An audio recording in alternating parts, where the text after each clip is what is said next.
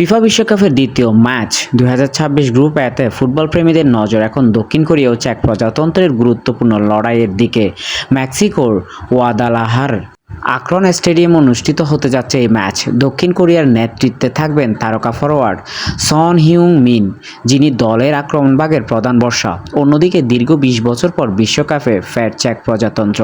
তারা খুবই আত্মবিশ্বাসী তাদের সংগঠিত এবং শারীরিক ফুটবল নিয়ে।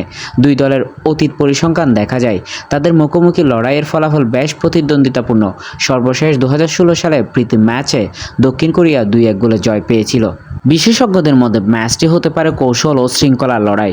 দক্ষিণ কোরিয়া দ্রুতগতির আক্রমণে এগিয়ে থাকলেও চেক প্রজাতন্ত্রের রক্ষণভাগ এবং দলগত সমন্বয় বড় চ্যালেঞ্জ তৈরি করে দিতে পারে। গ্রুপ পর্বে এগিয়ে যাওয়ার লক্ষ্যে দুই দলের জন্য এই ম্যাচ অত্যন্ত গুরুত্বপূর্ণ। কোন দল শেষ হাসি হাসবে সেটা এখন দেখার অপেক্ষায়। The greatest show on earth খ্যাত ফুটবল বিশ্বকাপের রিপোর্ট থেকে স্পোর্টস অন।